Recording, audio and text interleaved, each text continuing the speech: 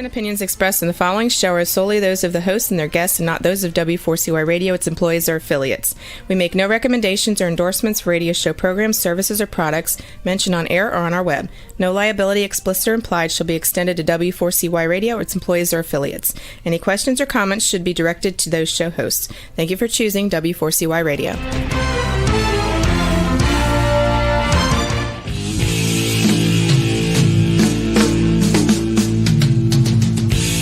Welcome to Outdoors People with me, C.W. Getz, and her, Maya Marzaki.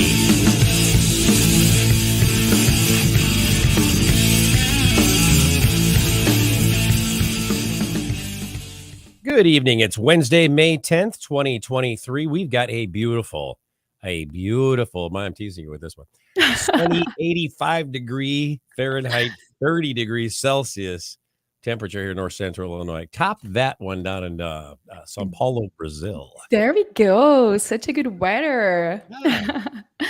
Here it is a lovely sunny day of fall with 19 degrees Celsius. And for you guys, United States, 65 Fahrenheit. You know, I just love it when we can beat Brazil with our weather. Yeah, that's absolutely cool. And it's not raining. No, it is not. No, that's the best rains, part of fall.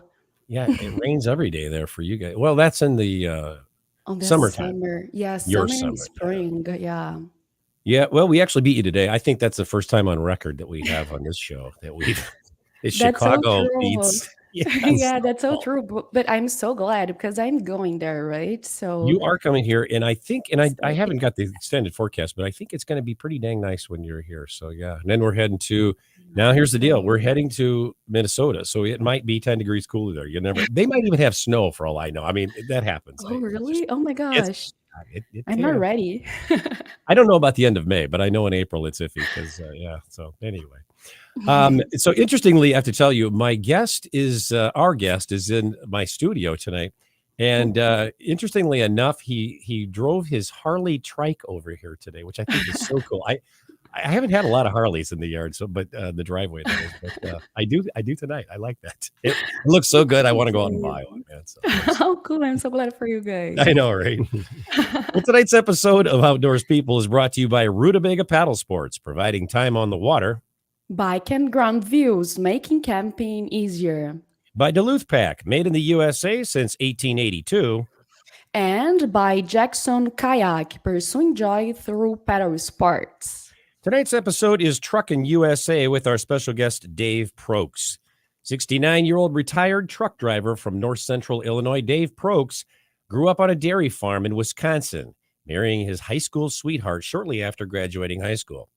Following graduation, Dave worked as a musical instrument repair technician at Allied Music Corporation in Wisconsin before moving to Illinois in 1976 to begin a 45-year career as a professional truck driver. In 2021, Dave retired from driving professionally, yet he still enjoys hauling grain for farmers as well as other hauling jobs locally. Dave lives with his wife near Malden, Illinois, and enjoys spending time with family and also riding motorcycles, which has been a lifelong passion of his. And with that, welcome to the show, Dave. Thank you. Glad to be here. Yeah, glad to have you here. Yeah, I love this bike you pulled into my driveway with, man. It's like, it's funny, though. It doesn't sound obnoxious like some Harleys are just like, okay, that's a little too loud. But yours is nice. Well, wait till you hear me leave. He's going to give me a show. I love it. But it's a beautiful black trike. I wish I should have taken a picture of it, but I didn't. But I'll tell you what, it is a beautiful trike. And we were just talking about the speakers, and I have an idea for Harley Davidson on those rear speakers, but I'm not going to free. I'm sure you do. Absolutely. So welcome. I'm glad you are here with us tonight. And the first question, how did you first get into trucking? Well, I was kind of a natural born trucker. Growing up on the farm, I always loved to play with my little trucks, and I kind of learned how to drive the farm trucks, and even before I could even reach the pedals, I had to get up on the steering wheel so I could reach the pedals and push the pedals in, and it's just every time that Mom and we'd go on a trip or something, I was always fascinated with the trucks that were out on the road and stuff. And it was just kind of a natural thing for me to fall into. Yeah, it's funny. I totally get it. I understand what you're saying about that. I had the same thing with the drums when I was a kid. Anywhere I saw drums. So I totally get that thing. But you had the little trucks as a kid, you said. Oh, absolutely. Yeah. I love my trucks. I play to them all the time. That's funny, man. Yep. That's very cool. Yeah, absolutely. One of the things that I was thinking about, back in the 1970s, CB radios were really, extremely popular. They're all the rage. And ironically, C.W. McCall had a hit song called Convoy. I'm just assuming, Dave, was that one of the best times to be a trucker, I imagine? It was during the early years, the CBs were a very important part of the trucking industry. The C.W. McCall Convoy song was kind of a myth. I mean, it was a fictional thing, but because it really doesn't work that way. But it kind of did resonate, the importance of the CB radio in the trucking industry from back in those days. So tell me, what part of that song, and it brings up an interesting point. What parts of that song were kind of how I say, inaccurate, but fabricated, as it were? Well, I mean, just the big, they crashed the gate doing 98 and going right. through going through the toll booth and crashing the gate at the toll booth and so people never did that. 1,000 screaming trucks. It just doesn't. It didn't work that way. I mean, it sounded good on the song, but it just Hey, what was your CB handle? I have to ask you that. Well, is it something you could say on the air? It's actually Short Stroke. Short Stroke. Yep. Wow. And what does that mean? Or is it? Well, I'm just going to leave that to your imagination. I love it. We continue. Yeah. So, Dave, were you ever part of a convoy yourself? Well, I mean, yes and no. Back we used to haul steel out of Hennepin here, and we were all of us. We were a lot of friends, and we'd haul. There'd be 4 or 5 of us running together all the time, and that's about the closest thing that I ever came to what they call a convoy, I guess. But we're all a close knit group, and then back in the day, everybody was a close knit group. Everybody talked on the radio back and forth and let us know, what was going on ahead of us, and vice versa, and it was just a different time to be a trucker. You probably I'm just guessing. Did you live on that CB? That was pretty much everybody was talking on all the time. I remember listening in when I was a kid. My dad had CB radios. We grew up with them here, and there's always a conversation on there. It was channel 19, if I remember. Right. Yeah. That's a trucker station, right? Yeah. I mean, that thing was just chirping all day long, wasn't it? Absolutely. And all night probably too, Absolutely. Right? Yeah. I don't think it's so much anymore. It just the last 10 years that I've been driving it, the CB craze has kind of gone by the wayside. Just like everything else, the trucking industry has evolved so much that just don't. I mean, we still use them. I still use them every day. But even at doing what I'm doing, I still use the CB. But it's not like it used to be. I mean, we used to, when we'd leave the steel mill to go south, and we usually ran to St. Louis area, and if we were with somebody that we liked or somebody that we were run with, it made the time go by so much faster. It was really great. I was just thinking, I remember being entertained, even just as a kid. I remember being entertained by these truckers I mean, they were funny. There were some guys and they would make fun of each other. Oh, sure. Yeah. And I wonder if that, like you said, that kind of made the time pass a little faster. Absolutely. It did. Yeah. Absolutely. Yes. You don't feel so lonely, right? You have someone to talk in any time. So that's very cool. I can tell how can help. Yep. And you don't get bored. Let's put it that way. And don't fall asleep. The most important part. No. And what type of things do truckers have to deal with that most people may not realize? Well, the DOT for one thing is always, and you have to deal with weight limits, and you have to know exactly, what you're hauling. And because I used to haul a lot of steel coils and stuff, which is a lot of concentrated weight, and you had to know how to deal with it and how to tie it down and how to load it legally. And there's so much that you have to deal with and decisions you have to make when you're going down the road driving an 80,000 pound rig that people don't understand. We make 1,000 life and death decisions every day. Every day we get in that truck, we drive down the road with an 80,000 pound rig. You got people's lives in your hands, and Yeah, it's a big realize deal. just how stressful that is sometimes. Yeah, I- sorry. Good, Maya. No, go ahead. Yeah, I see a lot of times, truckers. I think this is just what I see is when I was plowing snow or working for the state highway, cars are just obnoxious to truckers, and a lot of car traffic get upset with truckers. But something, that's a two-way street. I see cars weaving in and out of the trucks and doing stupid things, and I'm thinking, man, if I were that trucker, Yeah. but I think cars a lot of times aren't very courteous of truckers and understand, especially, I'll say this in Chicago, mostly. Oh yeah, I've I seen totally this a lot. can say the same here in São Paulo. Oh my gosh, you saw how crazy the traffic is, like in general. Yeah, they have no People are clue crazy. what it takes to drive a truck, to maneuver a truck, how long it takes to stop a big rig like that. They can't, Yeah. Absolutely. For 8 years, I drove into Chicago out of Peru here. I drove into Chicago every day for 8 years, around the suburbs and around the airport, and delivering and picking up freight. And then, that later on in the afternoon, I'd have to come home and dealing with the Chicago traffic and the idiots that are out there, doing stuff, and it really wears on you. And you have to become hardened to it, because you can't let it bother you. You just have to let it go. And I can also imagine that it's probably like the state highway. When you get in an accident, it's a big deal, and you got a lot of paperwork to fill out. Am I right? Well, fortunately, I never had to deal with that. So Oh, that's good.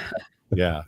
But I mean, you probably knew the protocol. It's like if something happens, you're going to be called in the office. You're going to be filling out some paperwork. Oh yeah, absolutely. It's a bigger deal. It's a nightmare. Yeah, it's a bigger deal with a truck, I'm sure, than it is just But yeah, so yep, and it's always seems to be the trucker's fault whether it is or not. You are the big guy, right? So exactly. someone needs Some to people put forget the blame, right? So Yeah, absolutely. So, well, don't go away. We will be right back after these messages. I will be here.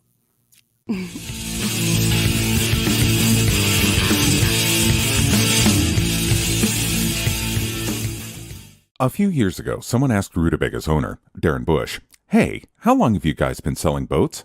Darren replied, "Well, we don't sell boats. We sell time on the water." Of course, that comes in all types. We help people paddle more safely with Rutabaga outdoor programs. We rent canoes, kayaks, and stand-up paddleboards. We sell and install racks to get you from home to adventure. Rutabaga's got everything you need to get you out on the water, like paddles, life jackets, dry bags, and clothing. Rutabaga Paddle Sports, on the web at rutabaga.com. Mention you saw this ad on The Camping Show. It is time to go camping. Introducing Campground Views virtual tours.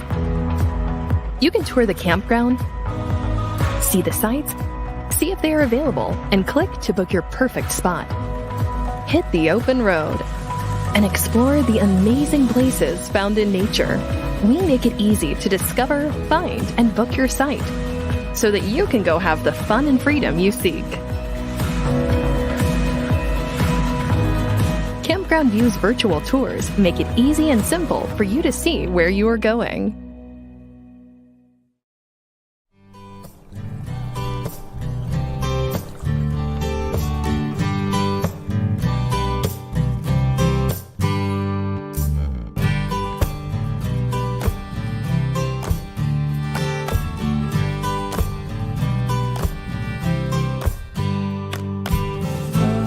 Duluth Pack is handcrafted for every lifestyle, making memories since 1882. In store at 365 Canal Park Drive or online at duluthpack.com. We're one big family, a community of paddlers, and we want to make sure that everyone has a great time out on the water. We are made right here in Sparta, Tennessee, USA.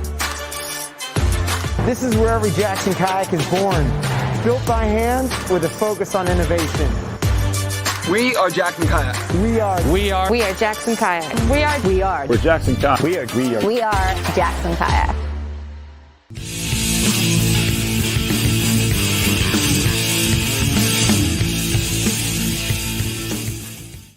Hey, we're back with our guest, Dave Prokes, who's in the studio with us this evening.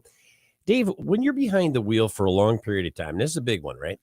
How do you keep from zoning out, or falling asleep behind the wheel? I mean, it's a very dangerous thing. You wreck in a semi. I've seen those, and they're not pretty. How do you keep from doing it? Well, you have to be prepared. Know your schedule. It's we have to keep a logbook, and you're only allowed to drive 10 hours a day. And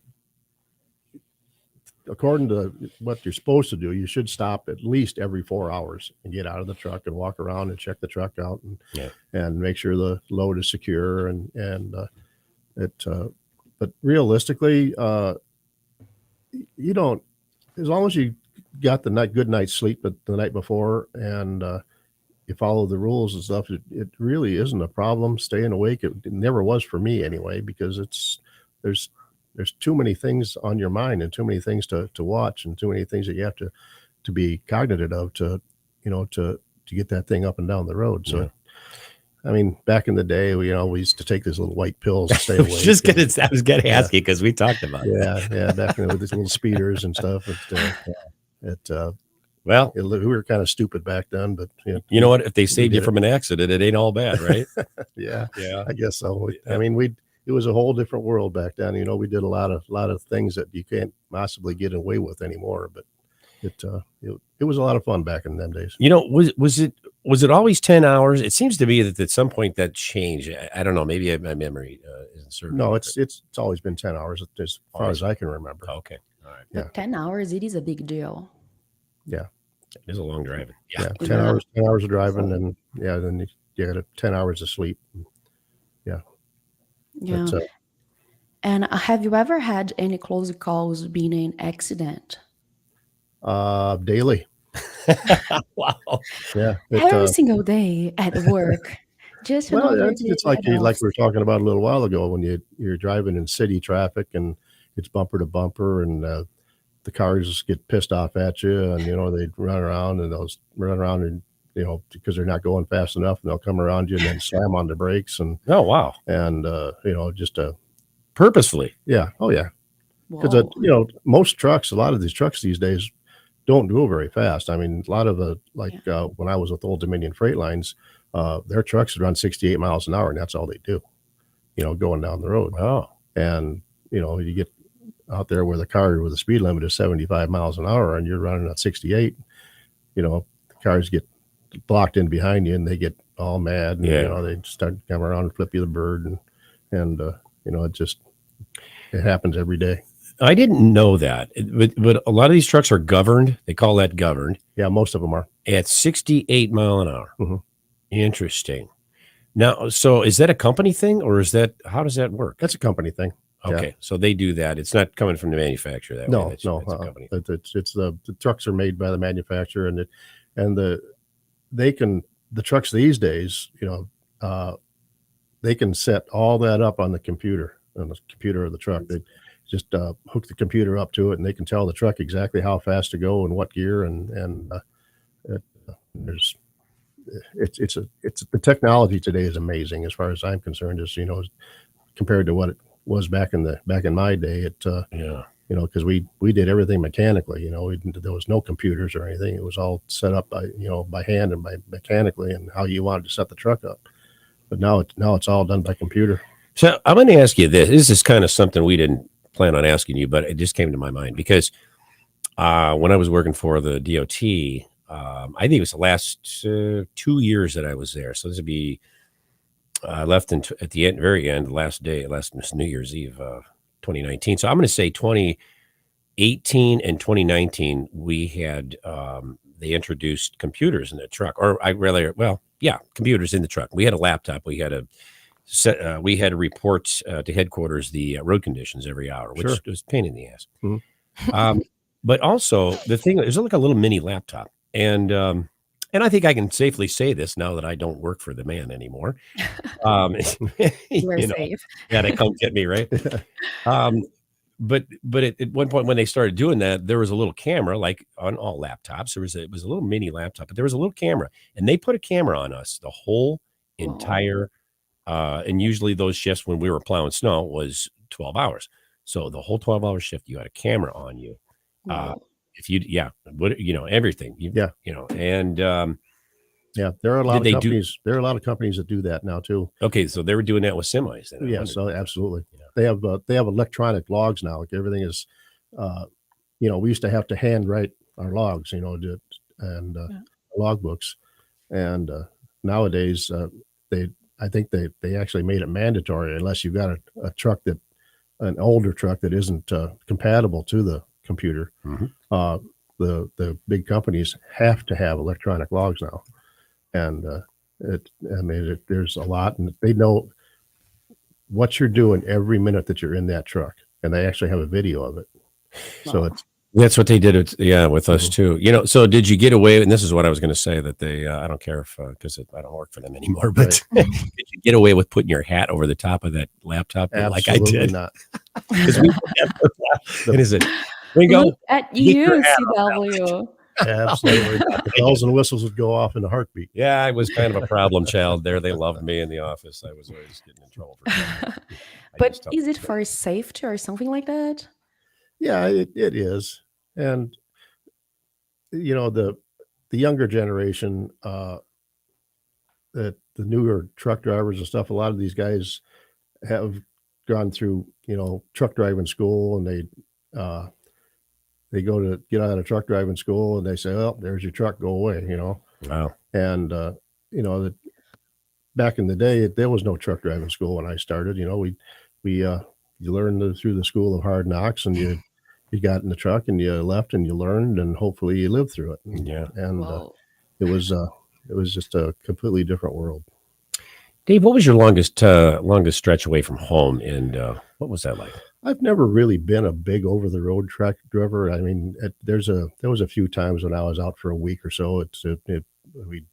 When I was an owner operator, I'd take some loads to Texas and do a couple of things there, but very rarely would I ever gone for more than 2 or 3 days at a time. I was home because I had a family. Yeah. And I wanted to be home with my family as much as I could. So, but Yeah, I'd never really got into the over the road thing. In fact, I took a job one time for United Steel Deck over here, and it was a great job. I mean, they were wonderful people, but it was just more over the road than I wanted to be. I was out too much. I was out more than I wanted to be. So I just quit that and found something else. How was that? Because when you were doing this, that was back before cell phones.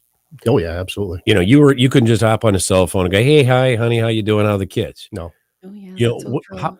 Yeah, I mean, how was that for you? What'd you have to do? Like pay phone whenever you get, and then shove your quarters in and hope to get your 3 minutes? all the big companies, that dispatch the freight, that all the brokers and stuff, they all had lots lines, 800 numbers. Oh, And we had our little black books, and we'd get go from point A to point B, and then we'd have to call whoever it was we loaded for. Like if I was hauling for the company that I was leased to, I would call them and say, "Yeah, I'm empty," and then I'd go to the broker and stuff and call them, or I'd call around with my 800 numbers and stuff and find myself another load, and then go from there. But that's how it happened. It was always, there was no cell phones until we got to the bag phones.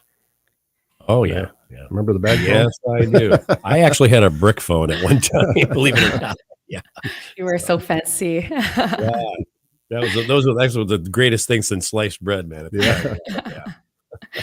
And have you ever been stranded in a snowstorm? And if so, how long?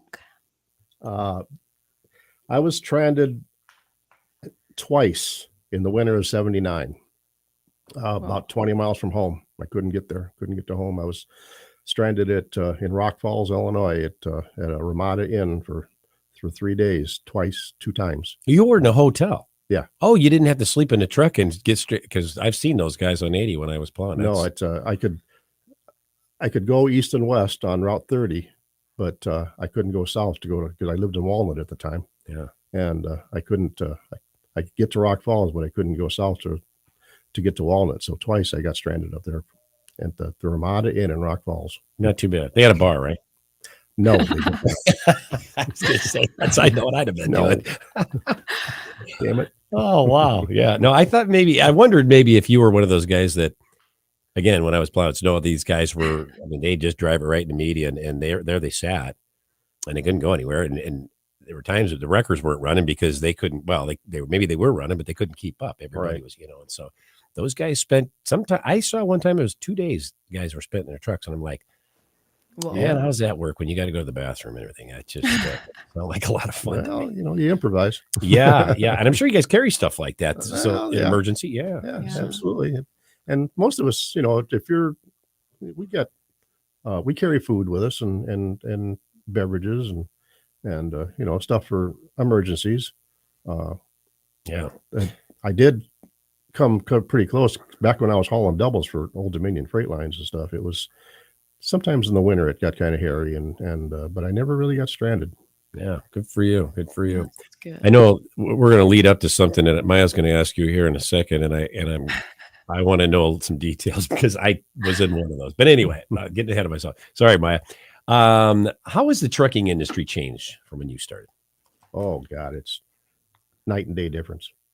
Like what is it? What's different about it when you used to?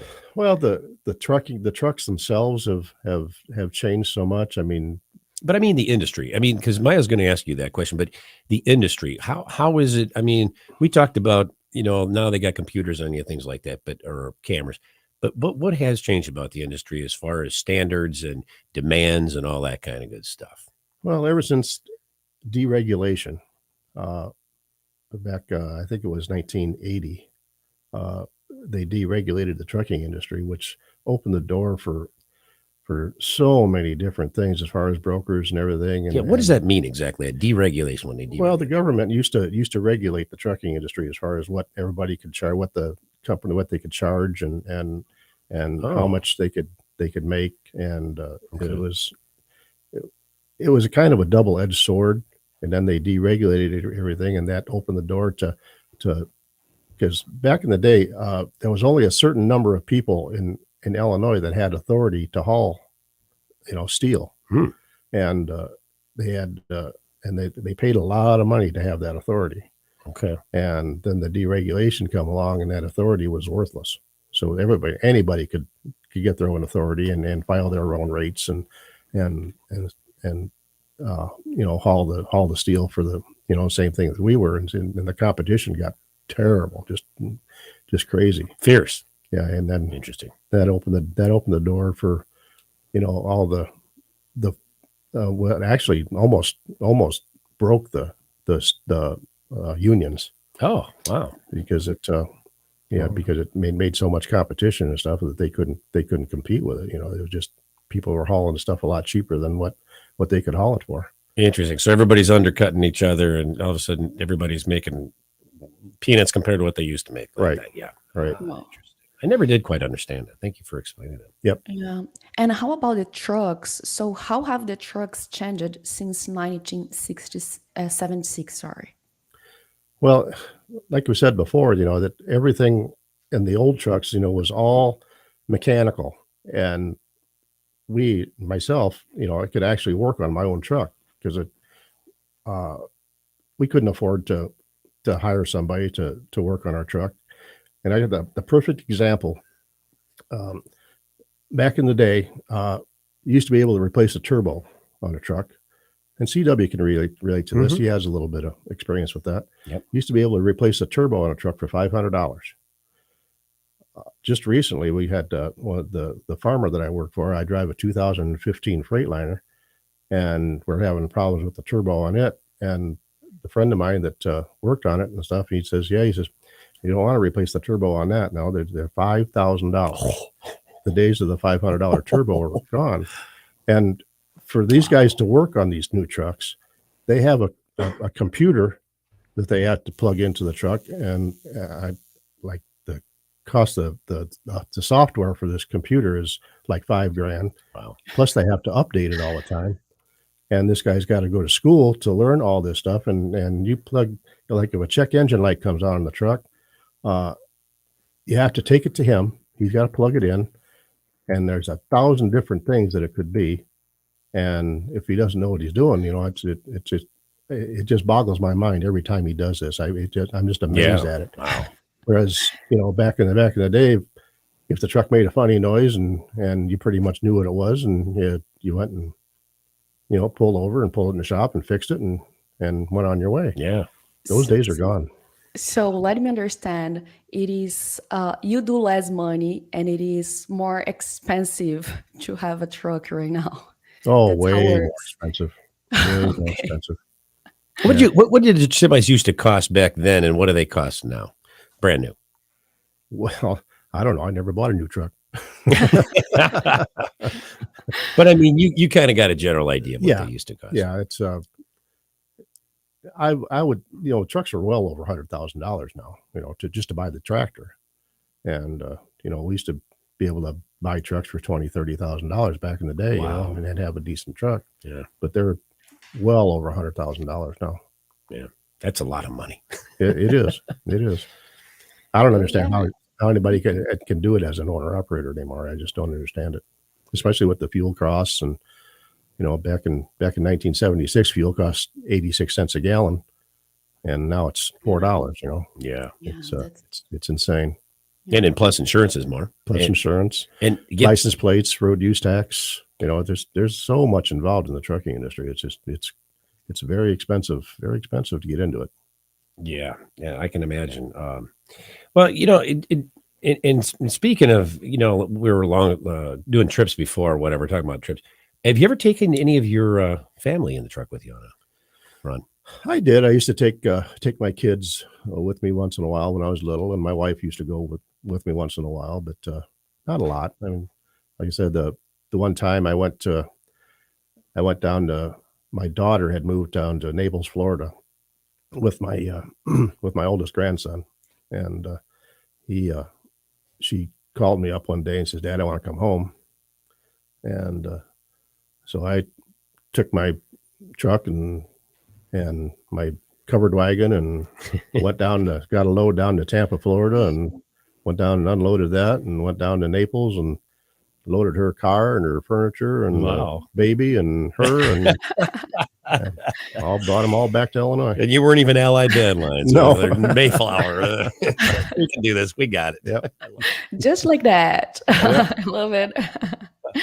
And what did you like most about being a truck driver? That I'm still a truck driver to this day. It's just my life, and it's just the freedom and knowing that I guess I don't really know how to explain it. It's just part of you, especially if you've been doing it as long as I have. It's just part of your being, and there's no really one thing that I can put my finger on as far as why I do it, why I like it, and why I do it. It's just part of me. I think it's awesome that you love what you do. I mean, that's kind of rare these days. So Good for you. Yeah, and on top of that, you can make your daughters like moving back home for free. That was a one-time deal. No. So we have some pictures, but we are going to look up after the break. So don't go away. We will be back with more of Outdoors People right after these messages. Thank you.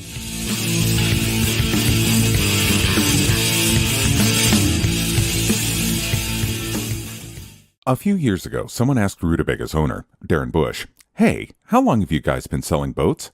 Darren replied, "Well, we don't sell boats. We sell time on the water." Of course, that comes in all types. We help people paddle more safely with Rutabaga outdoor programs. We rent canoes, kayaks, and stand-up paddleboards. We sell and install racks to get you from home to adventure. Rutabaga's got everything you need to get you out on the water, like paddles, life jackets, dry bags, and clothing. Rutabaga Paddle Sports, on the web at rutabaga.com. Mention you saw this ad on The Camping Show. It is time to go camping. Introducing Campground Views virtual tours. You can tour the campground, see the sights, see if they are available, and click to book your perfect spot. Hit the open road and explore the amazing places found in nature. We make it easy to discover, find, and book your site so that you can go have the fun and freedom you seek. Campground Views virtual tours make it easy and simple for you to see where you are going.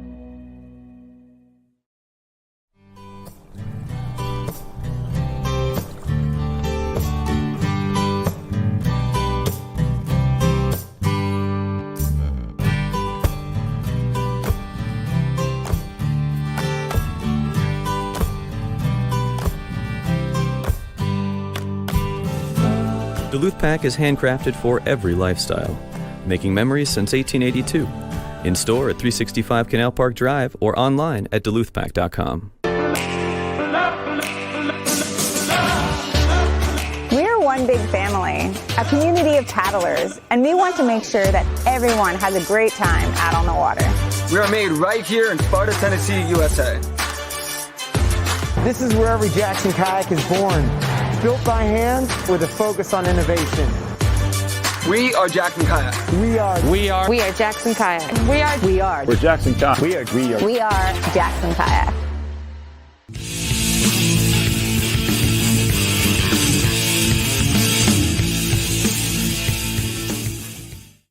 Hey, we're back with Dave Prokes here on Outdoors People. One, we've got some photos that Dave sent us here. Let's take a look at those and have him tell us a little bit about each of them, okay? Ooh, my favorite. Yeah, there we go. What's that, Dave? What are we looking at? Is this one of your trucks? No, it's not one of mine, but it's similar to one that a friend of mine used to have. That's a 1974 Diamond Rio, cab over Diamond Rio. Nice. And it belonged to this kid's dad.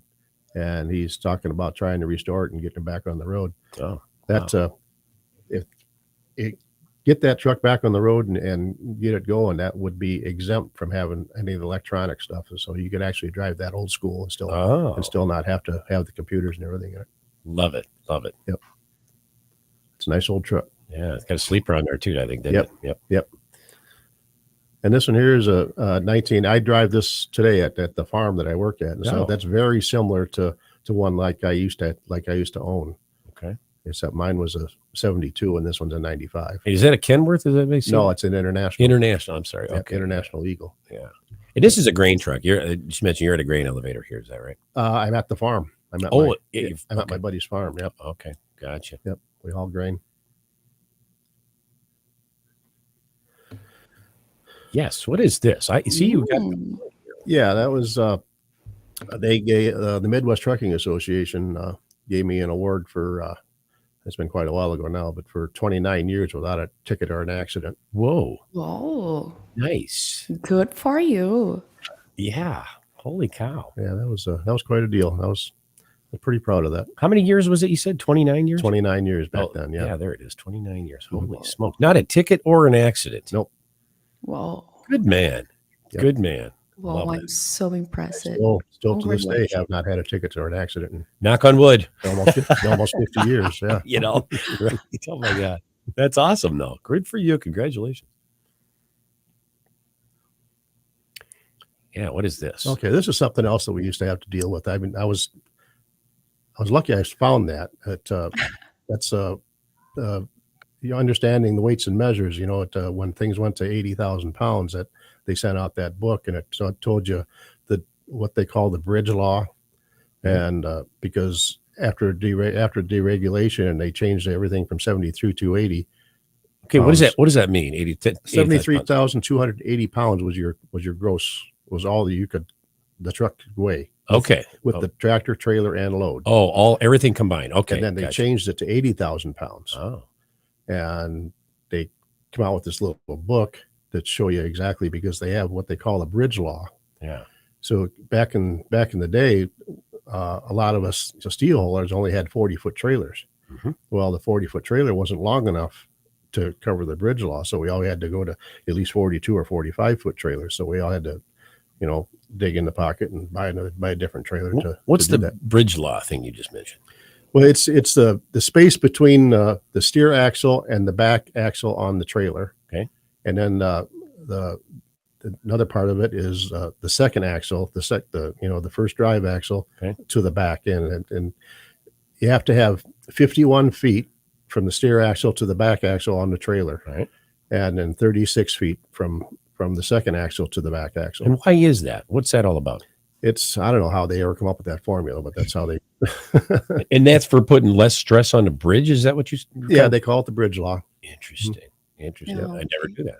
And that Freightliner there is one almost exactly like the one I used to own. Oh, wow. Yeah. I never heard of the bridge law. That's interesting. Yeah. I worked on a lot of bridges, but filled potholes on them. But it's, that there's a lot of different variations with it. If depending on how many axles you have, and I used to pull a dump trailer had 3 axles on the trailer. Oh, so that you can still only go 80,000 pounds. All right. But you can distribute it different. So what would be the purpose of the third axle? Just extra support? I mean, is it ride better? Is it support? Well, yeah, just to be able to distribute the weight better and try to stay legal. Okay. And then we had some of us flatbedders had what they call spread axles. They had a 10-foot spread axle. It was 10 foot between the trailer axles. Okay. And now it's called the spread axle, and that made a big difference too. So, but they don't let you haul anymore. You can just distribute the weight a little more evenly. Right. So it doesn't change the capacity. Mm-hmm. Interesting. Yeah, because you're only allowed 34,000 pounds on a tandem. Okay. And on both the front and the back, whereas with if you had a triaxle, then you can put 34, and you could put 40,000 pounds back there. Oh, okay. So you could increase a little bit. Right. Okay, I got you. You can still only go 80,000 pounds, but it's a lot easier to distribute it so you don't get overweight on your axles. Gotcha. Interesting. Oh, how cute. There's young Dave. Yeah. How old were you there, Dave? Oh my God. He's a good-looking guy, Maya. I mean, look at this guy. He's still a good-looking guy. That was when I went to Absolutely. Florida to pick up my grandson. Wow. And that would have been 1994 or 5. Well, I see you got a little headset on there, so at least you had cell phones right at that point then. Yeah. I do believe I had a bag phone then. Yeah, was that what that? Okay, Yep. Gotcha. That's a bag phone. Oh, interesting. Yep. He looks like a happy guy there. Yeah. Yeah, he's Yep, happy. that's my grandson Drew. He's in his 20s now. Yeah, interesting. How cute. Well, Wow. What do we got here? Well, this is a bunch of my kids and grandkids. I've got 6 kids and soon to be 30 grandkids. 30 grandkids. Yep. oh my Holy gosh, such a around. big That's my crew. family. Well, see, now this just adds the whole thing is being safe, making it home every night, no accidents, things like that. These people, you were important in all these people's lives. Yep. Yeah, they are waiting for you, right? Yep, that's my crew. That would make you a good driver, a safe driver, if anything. Wouldn't it? Yep. Oh my gosh, I love it. Can we have a dinner all together when I will be there? We'll have to rent a huge hall, man. Yeah, there you go. I love it. Yeah. This is wow! Look at that bike. I love this. That's the bike I had before the strike. Oh wow! I owned that bike for a long time, and I'm assuming that's your wife on the back. that's my wife. Yep, that's my wife Karina. Yeah, And nice. we were down in Panama City Beach, Florida, in 2012 when we had that picture taken. Is that a real picture, Dave? Yes. Because it looks like you photoshopped that in this beautiful background. It's just such a perfect picture. I man. was wondering actually because it is know. so beautiful. I drove it in the photo studio and took that picture. No, that's beautiful. Yep, that's Panama City Beach, Florida. My wife loves it down there. Wow. I can't tell why. Yeah, who wouldn't, right? Yeah, Yeah. love it. Until you see a hurricane, then you don't like it so much. I can imagine. Wow. See, now this is what I would drive if I had. Absolutely. What is it, like a 70? That's a 1976 Sportster. I knew I was going to say 76 Sportster. I Yep. swear to God, I was going to say that. Yep, that was the first big Harley that I ever owned and stuff. Wow. I took it all apart and had it painted all that, stars and stripes, like the Easy Rider bike. See, those were the cool motorcycles. That's when a Harley, to me, that was when a Harley was cool, man. Mm-hmm. They would like AMF owned them then, didn't they, or something? Yes. Yeah, but they still look cool, man. Yep. I love it. Yeah. Oh And my that's, God. That's my trike. Wait, is what's in my driveway? Yep. Oh, There we wow. go. We Oh, have I kinda gave it- pictures. There it is, kids. I gave it a facelift last year with the black wheels and everything. So Oh, yeah. I kind of changed some things around on it. But yep, that's it when I first bought it. That's a beautiful bike. Oh my That's gosh. a beautiful bike. I hope my father is watching because he's crazy about those motorcycles. So nice. they sell Harleys in Brazil. Oh yeah, my father there you have go. one actually. He loves. Oh, your dad's got a Harley. That's so cool. Well, I'll tell you know what, this trike thing, and I asked Dave about this, and you said, Dave, it's a whole different animal driving one of these than it is. It is absolutely. Yeah. I didn't like it the first couple of weeks I had it. I thought I made a terrible mistake. But it's expensive, terrible mistake if that were the case. But it's growing on me. It's growing on me. I like it now. You like it as well as two-wheel? Yeah, yes and no. It's it's the only reason I bought this is because I'm getting older. Yeah. And it's just I just had a knee replacement and it's just safer for me, as far as And Yeah, it is big bikes are fancy heavy. though. yeah. Yeah. All right. So how much does this bike cost? Buy it brand new? No, I bought it. It's a 2011, Okay. and I bought it. It was 2 years old, and I paid $25,000 for it. Okay. That's not bad. What's a brand new one of those cost, you think? Oh, upwards of 30. Yeah. Depends on. I mean, there's a lot of different variations of it, but it's somewhere around 30,000. It's a nice car. You know, 30 grand to get you a pretty decent car. Yeah. Yeah. Wow. Very nice. Well, Dave, knowing what you know, thank you for those pictures. Those are very cool, by the way. Knowing what you know and having experienced the things you have, would you ever go back into business for yourself again? Not in the trucking business. I wouldn't. No. No, it's like I say, it has changed so much. And even back in the day, I was gone a lot and I missed a lot of my kids growing up. And I can't imagine being in the trucking business today when you can go drive for somebody else and make a ridiculous amount of money and have good benefits and everything. It's just, it just doesn't make any sense to me to why anybody would want to do that anymore. Yeah, absolutely. Totally understand. And Dave, where people can go to follow you on social media? They can go to Facebook on Dave Procus. Just straight up Dave Procus. Straight up Dave Procus, yep. Love it. Look me up on Facebook. That's fantastic. Well, Dave, listen, want to thank you for being our guest here on Outdoors People this evening. It was a pleasure having you here with us. I appreciate it. I enjoyed being here. Yeah, good stuff. Yes, I'm glad. Thank you for being here. It's nice meeting you. Nice to meet you too. Hopefully someday in person, huh? Yeah, we'll should be coming. So yeah, like it 2 weeks, I'm just a couple miles down the road here. Yeah, he's not very far. Jill, sounds like we have a plan already. Absolutely. I love it. All right. And we'd also like to thank each of our sponsors for bringing you tonight's show: Rutabaga Pedal Sports, Campground Views, Duluth Pack, and Jackson Kayak. Be sure to tune in for next week's episode, Extreme Parachute Sports in Hawaii, with our special guest, Chet Brazier. Until then, for Maya Marzaki, this is CW Getz saying thank you for tuning in to Outdoors People. See you next week. Ciao.